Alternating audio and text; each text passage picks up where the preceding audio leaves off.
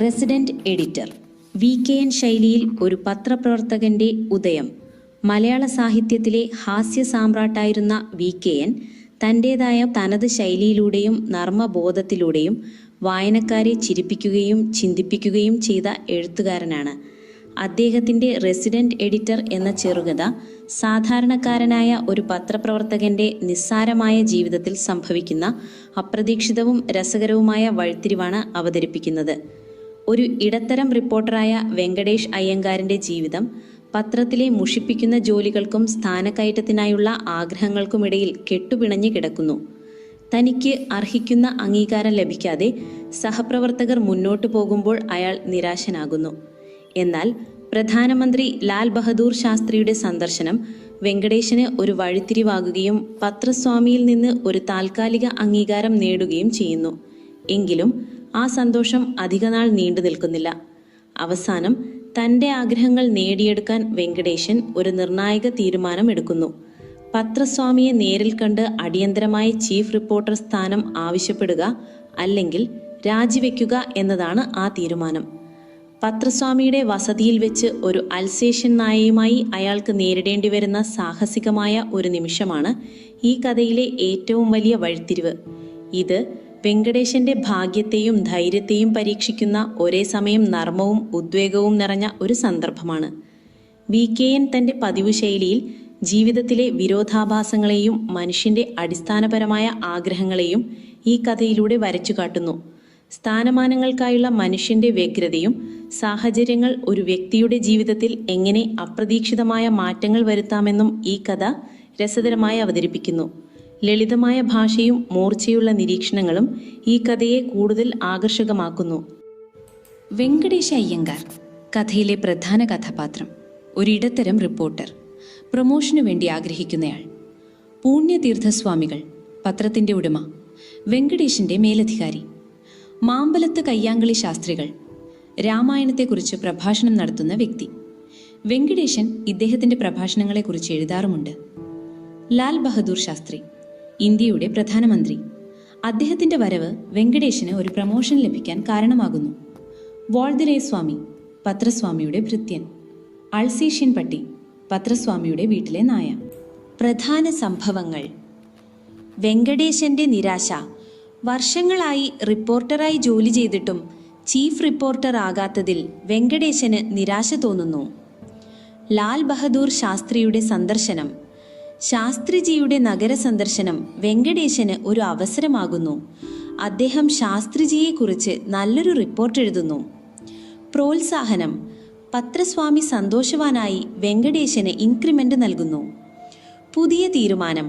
6 മാസത്തിനു ശേഷം വീണ്ടും നിരാശനാകുന്ന വെങ്കടേശൻ പ്രമോഷൻ ആവശ്യപ്പെടാൻ പത്രസ്വാമിയെ കാണാൻ തീരുമാനിക്കുന്നു. നായയുടെ ആക്രമണം. പത്രസ്വാമിയുടെ വീട്ടിൽ വച്ച് ഒരു കൂറ്റൻ അൾസേഷ്യൻ പട്ടി വെങ്കടേശനെ ആക്രമിക്കുന്നു. വസ്ത്രം നഷ്ടപ്പെടുന്നു. നായയെ നേരിടാൻ വെങ്കടേശൻ തൻ്റെ മുണ്ടൂരി നായയുടെ മുഖത്തെറിയുന്നു. പ്രമോഷൻ. വസ്ത്രമില്ലാതെ കൗപീനവും ഷർട്ട് കോട്ടും തലപ്പാവും മാത്രം ധരിച്ച് പത്രസ്വാമിയുടെ മുന്നിലെത്തിയ വെങ്കടേശന് റെസിഡന്റ് എഡിറ്റർ എന്ന സ്ഥാനം ലഭിക്കുന്നു. കഥയുടെ ഘടനയും ശൈലിയും. ആക്ഷേപഹാസ്യം. VKNന്റെ തനതായ ആക്ഷേപഹാസ്യ ശൈലി കഥയിലുടനീളം കാണാം. സൂക്ഷ്മമായ നിരീക്ഷണം. മനുഷ്യന്റെ ആഗ്രഹങ്ങളും അതിനുവേണ്ടിയുള്ള പരിശ്രമങ്ങളും സൂക്ഷ്മമായി നിരീക്ഷിച്ചിരിക്കുന്നു. നാടകീയത. നായികയുമായുള്ള ഏറ്റുമുട്ടൽ പോലുള്ള സംഭവങ്ങൾ കഥയ്ക്ക് നാടകീയത നൽകുന്നു. ഭാഷാപരമായ സവിശേഷതകൾ. സാധാരണ ഭാഷയോടൊപ്പം തമിഴ് വാക്കുകളും പ്രയോഗങ്ങളും കഥയിൽ ഉപയോഗിച്ചിരിക്കുന്നു. അടിയന്തരമായി ചീഫ് റിപ്പോർട്ടറായി പ്രമോഷൻ വേണം, ഇല്ലെന്നാൽ രാജിവെക്കുന്നു, മന്നിക്കണം. മാധ്യമപ്രവർത്തകനായ വെങ്കടേശ് അയ്യങ്കാരെ ഈ നിലപാടിലേക്ക് എത്തിച്ച സാഹചര്യം എന്തായിരുന്നു? കണ്ടെത്തി കുറിപ്പ് തയ്യാറാക്കുക. ഉത്തരം: VKNന്റെ റെസിഡന്റ് എഡിറ്റർ എന്ന കഥയിലെ മാധ്യമപ്രവർത്തകനായ വെങ്കടേശ് അയ്യങ്കാർ അടിയന്തരമായി ചീഫ് റിപ്പോർട്ടറായി പ്രമോഷൻ വേണം, ഇല്ലെങ്കിൽ രാജിവെക്കുന്നു എന്ന അന്ത്യശാസനയിലേക്ക് എത്താനുള്ള കാരണം വർഷങ്ങളായുള്ള അദ്ദേഹത്തിന്റെ നിരാശയും അവഗണനയുമാണ്. വ്യാഴവട്ട സ്മരണകൾ എഴുതിയിട്ടും തനിക്ക് അർഹിക്കുന്ന ചീഫ് റിപ്പോർട്ടർ സ്ഥാനം ലഭിക്കാത്തതിൽ അദ്ദേഹം കടുത്ത നിരാശയിലായിരുന്നു. തനിക്ക് ശേഷം വന്നവർ പോലും സ്ഥാനക്കയറ്റം നേടി മുന്നോട്ടു പോയത് അദ്ദേഹത്തിന് സഹിക്കാവുന്നതിലും അപ്പുറമായിരുന്നു. ചോദ്യം 2. ഇന്ത നിമിഷം മുതൽ ഷെത്തും പോകും വരയ്ക്കും നീ നമ്മ പത്രത്തോട് റെസിഡന്റ് എഡിറ്റർ. ഫലിതവും ആക്ഷേപഹാസ്യവും ആവിഷ്കരിക്കാൻ ഈ വരികൾ എത്രത്തോളം പര്യാപ്തമാണ്? നിങ്ങൾ പരിചയപ്പെട്ട VKNന്റെ മറ്റു കഥകൾ കൂടി പരിഗണിച്ച് VKN കൃതികളിലെ ഹാസ്യം എന്ന വിഷയത്തിൽ ഉപന്യാസം തയ്യാറാക്കുക. ഉത്തരം: VKN മലയാള സാഹിത്യത്തിൽ തൻ്റെതായ ഇടം നേടിയെടുത്തത് അദ്ദേഹത്തിൻ്റെ തനതായ ഹാസ്യശൈലിയിലൂടെയും ആക്ഷേപഹാസ്യത്തിലൂടെയുമാണ്. റെസിഡന്റ് എഡിറ്റർ എന്ന കഥയിലെ ഇന്ത നിമിഷം മുതൽ ഷെത്തും പോകും വരയ്ക്കും നീ നമ്മ പത്രത്തോട് റെസിഡന്റ് എഡിറ്റർ എന്ന വാക്യം VKN ശൈലിയിലെ ഫലിതവും ആക്ഷേപഹാസ്യവും എത്രത്തോളം ശക്തമാണെന്ന് വ്യക്തമാക്കുന്നു. ഒരു നായിയിൽ നിന്ന് ജീവൻ രക്ഷിക്കാൻ ഉടുത്ത മുണ്ടഴിച്ചെറിഞ്ഞ സാഹസികതയാണ് വെങ്കടേശന് ഈ ഉയർന്ന സ്ഥാനം നേടിക്കൊടുക്കുന്നത്. ഇത് സാധാരണമായ ഒരു പ്രമോഷന്റെ യുക്തിയെ തകർക്കുകയും ജീവിതത്തിലെ പല നേട്ടങ്ങളും അപ്രതീക്ഷിതവും വിചിത്രവുമായ സാഹചര്യങ്ങളിലൂടെയാണ് സംഭവിക്കുന്നത് എന്ന യാഥാർത്ഥ്യത്തെ ആക്ഷേപഹാസ്യത്തോടെ ഓർമ്മിപ്പിക്കുകയും ചെയ്യുന്നു.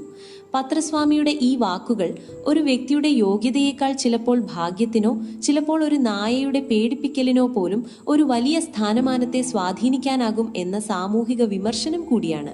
VKN കൃതികളിലെ ഹാസ്യം കേവലം ചിരിപ്പിക്കാനുള്ള ഉപാധി മാത്രമല്ല, അത് ആഴത്തിലുള്ള സാമൂഹിക വിമർശനത്തിലേക്കും ചിന്തകളിലേക്കും നയിക്കുന്ന ഒരു മാധ്യമം കൂടിയാണ്. പിതാമഹൻ, ആരോഹണം തുടങ്ങിയ അദ്ദേഹത്തിന്റെ മറ്റ് കൃതികളിലും ഇത് വ്യക്തമാണ്. ഭാഷാപരമായ നർമ്മം, സാമൂഹിക സ്ഥാപനങ്ങളിലെയും വ്യക്തികളിലെയും പൊള്ളത്തരങ്ങളെ പരിഹസിക്കൽ, അസംബന്ധ ഹാസ്യം എന്നിവയെല്ലാം VKN ഹാസ്യത്തിന്റെ പ്രധാന സവിശേഷതകളാണ്. അദ്ദേഹത്തിന്റെ കഥാപാത്രങ്ങൾ പലപ്പോഴും സാധാരണക്കാരാണെങ്കിലും അസാധാരണമായ സാഹചര്യങ്ങളിലൂടെ അവർ കടന്നു പോകുമ്പോഴുണ്ടാകുന്ന നർമ്മം VKN അനായാസം അവതരിപ്പിക്കുന്നു. ചുരുക്കത്തിൽ VKNന്റെ ഹാസ്യം കേവലം ചിരിപ്പിക്കാനുള്ളതല്ല, മറിച്ച് സമൂഹത്തിലെ വൈരുദ്ധ്യങ്ങളെയും മനുഷ്യന്റെ ബലഹീനതകളെയും സൂക്ഷ്മമായി നിരീക്ഷിച്ച് ആക്ഷേപഹാസ്യത്തിലൂടെ വിമർശിക്കുകയും ചിരിപ്പിക്കുകയും ചെയ്ത ഒന്നാണ്. പത്രങ്ങളുടെ അധ്യാപന ശക്തിയെപ്പറ്റി പറയുമ്പോൾ അതിലെ ഭാഷയെയും ഗണിക്കേണ്ടി വരുന്നു.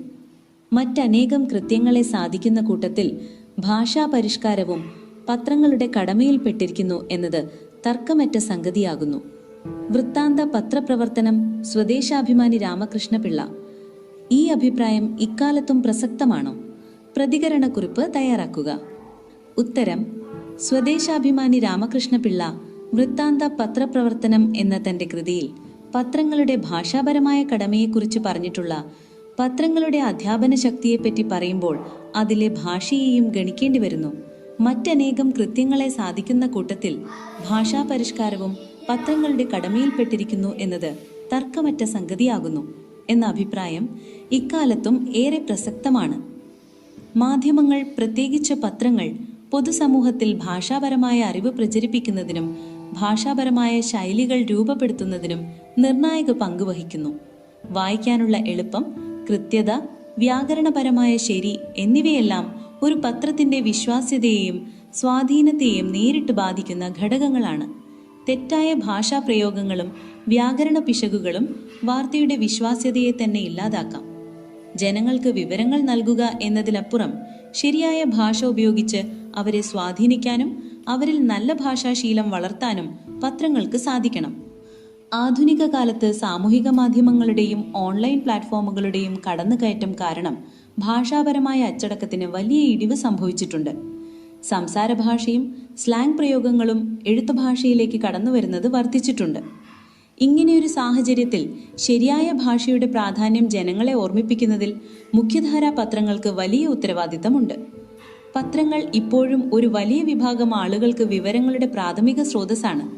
അതുകൊണ്ട് തന്നെ അവർ ഉപയോഗിക്കുന്ന ഭാഷ നിലവാരം പുലർത്തേണ്ടത് അനിവാര്യമാണ്. ഭാഷാപരമായി നിലവാരം പുലർത്തുന്ന വാർത്തകളും ലേഖനങ്ങളും വായിച്ചു വളരുന്ന ഒരു തലമുറയ്ക്ക് ഭാഷയോടുള്ള താൽപ്പര്യവും കൃത്യമായ പ്രയോഗരീതികളും സ്വാഭാവികമായും സ്വായത്തമാക്കാൻ കഴിയും. എങ്കിലും ഇന്നത്തെ പത്രങ്ങൾ ഭാഷാപരമായ കാര്യങ്ങളിൽ എത്രത്തോളം ശ്രദ്ധിക്കുന്നുണ്ട് എന്നത് ചോദ്യചിഹ്നമാണ്. വേഗതയ്ക്കും പ്രചാരത്തിനും വേണ്ടി ഭാഷാപരമായ കൃത്യത പലപ്പോഴും അവഗണിക്കപ്പെടുന്നുണ്ട്. പരമ്പരാഗത പത്രങ്ങൾ ഇപ്പോഴും ഈ വിഷയത്തിൽ ജാഗ്രത പുലർത്തുന്നുണ്ടെങ്കിലും ഓൺലൈൻ മാധ്യമങ്ങളുടെ വർധനവ് ഭാഷാപരമായ നിലവാരത്തിൽ വലിയ വെല്ലുവിളികൾ ഉയർത്തുന്നുണ്ട്. അതുകൊണ്ട് സ്വദേശാഭിമാനി രാമകൃഷ്ണപിള്ളയുടെ ഈ വാക്കുകൾ ഇന്നത്തെ മാധ്യമ ലോകത്തിനും ഒരു ഓർമ്മപ്പെടുത്തലും മാർഗരേഖയുമാണ്. വാർത്താവിതരണത്തോടൊപ്പം ഭാഷാ പരിഷ്കാരവും പത്രങ്ങളുടെ കടമയാണ്. പത്രസ്വാമി ഉത്തരവായി. പിന്നെ രണ്ടുപേരും താഴെ ഇറങ്ങി. പത്രസ്വാമി ഉത്തരവ് ആയി. പിന്നെ രണ്ടുപേരും താഴെ ഇറങ്ങി. അടിവരയിട്ട പദങ്ങൾ സന്ധി ചെയ്തും അല്ലാതെയും എഴുതിയിരിക്കുന്നത് ശ്രദ്ധിച്ചല്ലോ. ചേർത്തെഴുതിയപ്പോഴുണ്ടായ പ്രത്യേകതകൾ എന്തെല്ലാം? വിശദമാക്കുക. ഉത്തരവായി സമം ഉത്തരവ് കൂട്ടം ആയി. ഇവിടെ ഉത്തരവ് എന്നത് പൂർവപദവും ആയി എന്നത് ഉത്തരപദവുമാണ്. ഇവ തമ്മിൽ ചേർത്തെഴുതുമ്പോൾ പൂർവപദത്തിലെ ചന്ദ്രകല അഥവാ സമൃദ്ധോകാരം ലോപിച്ചു പോകുന്നു. പൂർവ്വ ഉത്തരപദങ്ങൾ തമ്മിൽ ചേരുമ്പോൾ അഥവാ സന്ധിക്കുമ്പോൾ ഒരു വർണ്ണം ലോപിച്ചു പോകുന്നെങ്കിൽ അതിനെ ലോപസന്ധി എന്ന് പറയുന്നു. താഴെ ഇറങ്ങി സമം താഴെ കൂട്ടം ഇറങ്ങി. ഇവിടെ താഴെ എന്നത് പൂർവപദവും ഇറങ്ങി എന്നത് ഉത്തരപദവുമാണ്. ഇവ തമ്മിൽ ചേർത്തെഴുതുമ്പോൾ യ എന്നൊരു പുതിയ വർണ്ണം കൂടി വന്നു ചേർന്നു. പൂർവ്വ ഉത്തരപദങ്ങൾ തമ്മിൽ ചേരുമ്പോൾ അഥവാ സന്ധിക്കുമ്പോൾ പുതിയതായി ഒരു വർണ്ണം കൂടി വന്നു ചേരുന്നതിനെ ആഗമസന്ധി എന്ന് പറയുന്നു. പദങ്ങൾ പിരിക്കാതെ ചേർത്ത് പറയുമ്പോഴാണ് ഭാഷയ്ക്ക് ശക്തിയും സൗന്ദര്യവും വായനസുഖവും ഉണ്ടാകുന്നത്. ചോദ്യം 5.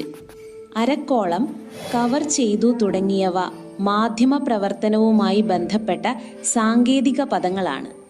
ഇത്തരത്തിലുള്ള കൂടുതൽ പദങ്ങൾ കണ്ടെത്തി പട്ടികപ്പെടുത്തുക. Chief reporter, resident editor, increment, promotion, reporters in chief